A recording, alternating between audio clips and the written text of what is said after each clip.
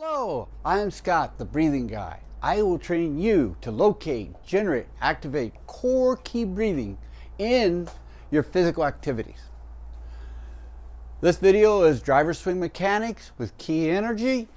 This is lesson 1, stage 1 of 4 stages to create a swing.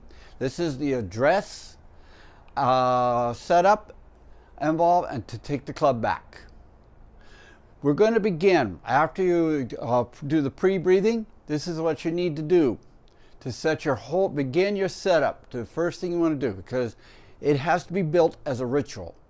We're going to make swinging the driver into the most effective ritual that you can create to produce the same effect every time you get up there. You can rely on it. The experience and the attitude generator and the core generator will be the same. That's what you're trying to tone your. Therefore, it expresses the head striking the ball, and you get the same result. That's the beauty of the whole this form of driver swing mechanics we're creating. It's a blend of internal, external, and performance. That's what we're working off of. So, what do you do when you get out on the course? And what's the first thing you should do to begin your setup? And that is tip your hips. Tilt your hips forward ever so slightly. Inhale, push your belly button out. Pull the glutes up, squeeze those glutes slightly, and you keep them taut. You can breathe out and keep your taut right here. Why? You do not want to swing with an arch in your back. That's why people have back pains, usually right here. They don't have it on the left side. They usually have it on the right. Why does that happen? Because if you have an arch, you can't turn the hips well. Please test what I'm saying. This is an experience video series. You just don't take I do this or that. I need you to feel the experience I'm talking about to give you, so you can build off the experience with the swing mechanics itself.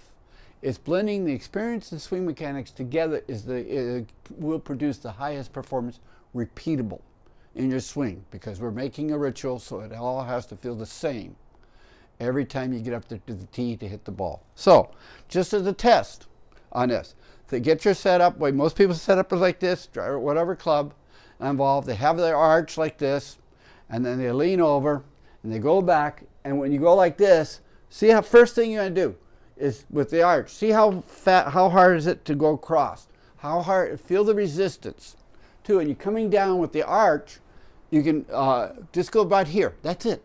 And feel if you don't see them. What's happening is, look at my hip, and look at my shoulder has to come down, but look at where my hip is. It's coming up. So either I have to go up like this or something to hit the ball so I don't hurt myself. It blocks you. If this hip comes up as you're coming down on there, this shoulder has to come down. So this shoulder can come up. You're compressing your back area right here, then you're forcing the hip to push against it. The goal is that when you go back, this hip drops.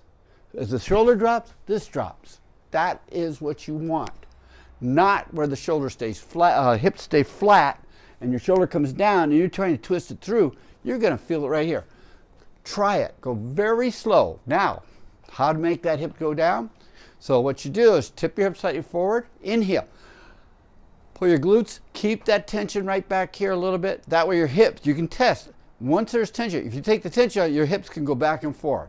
But if you push your stomach out and pull up, your hip, you can't. It's solid. This is all nice and firm. Not hard. You don't have to. Just keep a little tension there. It's conditioning. It's a habit.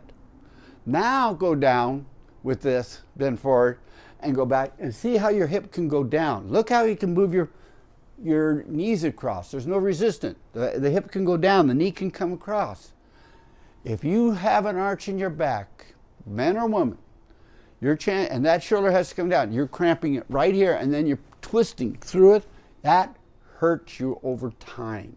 It limits, it lowers your ability to turn your hips. Now, this is only focusing on lower body. This is lower body conditioning we're dealing with this video. There's 3 areas of development: lower body, upper body, and hands. Those are the 3 areas of development for driver swing mechanics for this. For in stage 1, every stage has lower body, upper body. In other words, hips, shoulders, and stuff. Hips turn, shoulders rotate, hands snap. That's the whole process. How can we turn the hips faster? If you have an arch, it slows your turning the hips faster, slows your ability to rotate your shoulders around. And if the shoulders count, you have to make it up with a snap of your hands, and it limits that. It doesn't have the momentum. But always, what is the purpose of the hips in the driver's swing? Now, here's a mistake, what your goal is. You want to make the hips shift, turn, and angle. Hip angle. Hip angle, it means this way. The hips one hip should be lower than the other. The belt angle should be. You look at some of the top golfers, when they're hitting the ball, that shoulder's up, that hip's that way. It's not flat. You got a flat shoulder, you got a flat hip, the ball goes flat. So the more you can tip your hips, the more the shoulders, and you're not hurting your, how can I say, your back or everything. You're not pushing your muscles together, trying to turn fast. So the goal here is just that. So how do we create that? Is basically inhale, tip here, and then you can turn. See how you can practice this. Now, key on this one, feet. Turn the left foot out 22 degrees, not 45, not here. And this foot, the right foot, is always 90 degrees. It's not this, it's not this, it's 90. That maximizes the shift and rotation of the heel. When you're going to work with your hips turn, think of the heel. Push off the ball and turn the heel. You shift and then rotate the heel. The way the heel rotates determines. You don't go overboard. If you do, it turns the hip past everything. You literally make it where it's straight. That way you want your belly button pointed where the ball you want it to go. Generally, that's what happens. A lot of people swing and they're like this, and the belly button goes out and the ball goes that way. Involved. So understanding the heel of the foot, of the right back foot, the right foot, is the key to turning the hips and even angling it. 2, when you're going to do the driver's swing, you want your legs apart. At minimum, the inside of your feet pass or equal to the shoulders. You don't want it this. You want it, so many, especially older golfers or women, they have the feet too close for the driver. You're missing the point. You have no shift. You can't shift. So, for the driver, lower body, you push your belly out, tip your hips first. Inhale, tip your hip first. Inhale, lock it in place. Now that, spread your feet apart. Inhale tight, and then keep your breath, pause, go like this, up, and I want you to pull the left toe up and stay like that for a count of, now exhale. Pull your belly button like this. So you're pointing the toe. So what you're doing is toning the muscles down here, and you're not using your shoulders. As you're exhaling, don't use the shoulder. Feel the resistance. Now, to amplify your turn, here's the rule, is you want to always be on the ball of both feet when you're taking the club back. Address and taking the club back to build up the inside coil between your legs. The first rule, never go like this. See my foot turning out. A lot of people go back and they're like this. That destroys the coil. If you turn your ankle in, not the knee. Some people do this. No. Keep your knee in place. Turn the ankle. You put the fourth. Now that only occurs if you have this tight glute. If the lower glute muscle is not engaged, your foot's weak. There's a connection, a physical connection between here and here. There's a particular muscle, I won't go into that at this stage, that you have to engage for all physical strength, and it's in the glutes. So if you tighten that, look how you can press down on the ball of the foot, and that way when you turn your hips back, you can keep the pressure there. That builds. You have to condition yourself so the leg feels that tension. You're getting used to it. It's comfortable. You want it. A lot of people do this because they think, oh, I can turn my hips farther. You might be about an inch or a half inch, but you lose all coil. You can't turn as fast. Which is better, like a dragster or a roadster? How fast? It's all about how fast can you turn. The hips matters. The shift and the turning for the driver. It's not distance. If you go distance and your speed turning hips is this versus you can snap through faster, which is better for your lower body's ability to swing the driver, or any club really, on that. There's advantage to this too, but we'll get into that. And so, here's the exercise. Inhale, tip, Push back, inhale tight, push this toe down, pushing against this foot, turn your ankle in against the ball and keep it. Then you can turn body a little bit like this, turn your hip a little bit by pushing. Now, what you want to do with the right knee is eventually turn and then let the knee come across at a 30-degree angle between 30 and 45, and let the left foot heel come up about a ½ inch to an inch. That way, with that little bit up, you can turn a lot because you're going to use that left heel to bring the club down and press through to amplify the turning of the hips. It's a snap process. Once you get that balance and that feeling down, you go ½ inch to no more than an inch, but maybe a ½ inch or quarter, doesn't matter.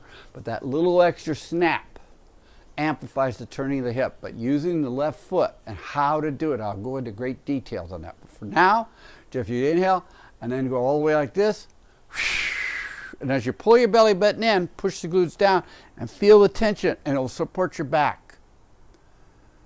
Involved. So this is all about lower body. Next, for the driver swing, make sure your feet apart.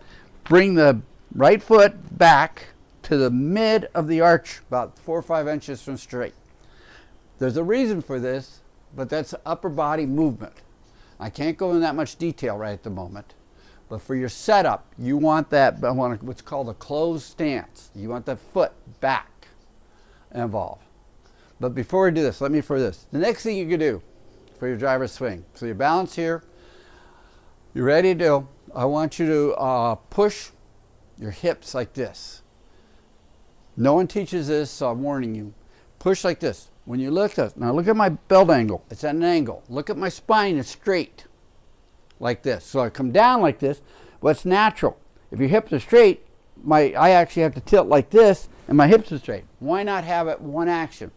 So when you go back with the swing, your spine and your shoulders and hips are all rotating around the same plane as your spine. There's no kinks. By just doing this, that's the next step. Doing this, so you got there. So you can, when it's, like I said, when you lean forward, naturally for the right arm to be lower than the left. That's the beauty of it. Where otherwise you have to tilt it, but the hips are set. You're forcing it. You're not. It produces more stress or strain needlessly. It limits range of motion. That's the other part of it. So that next one's there. So once you get this, now you lean forward like this, and you feel, and your back is straight. Now the last thing you do, just release your knees.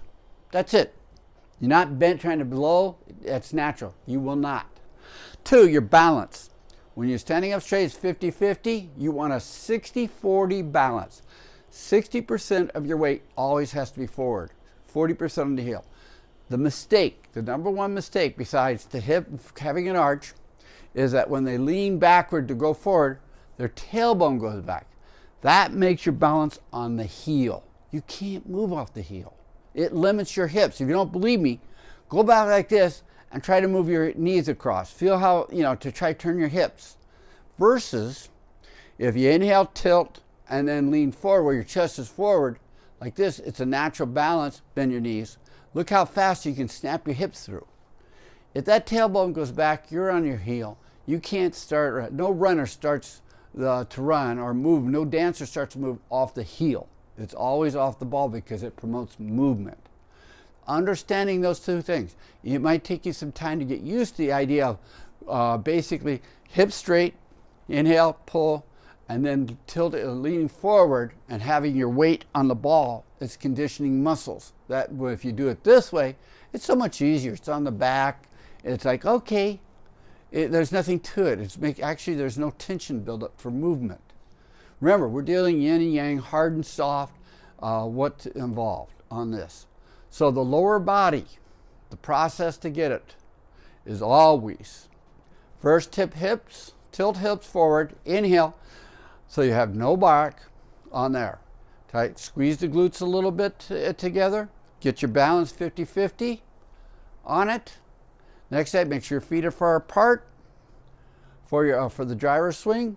There's ways to it. We'll go into more advanced ways of how, if you really wanted to get forward thrust, that's another story, but we'll get it down. Turn your foot out 22 degrees. This is 90 degrees.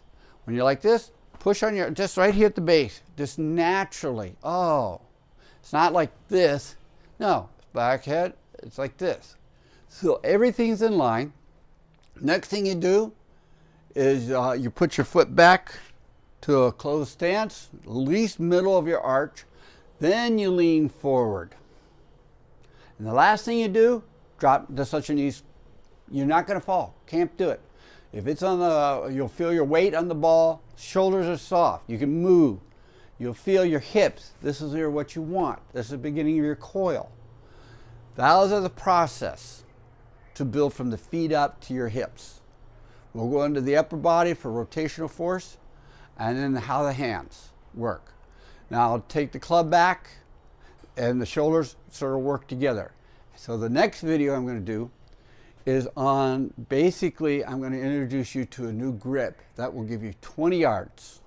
That's by my neighbor, who's 80-some years old, and he switched the way I showed him to do the grip. He tested it, tried it, changed all his stuff, and he'll give a testimony of he got 20 yards off of all of his clubs extra, just by doing this one thing. And let me show it to you.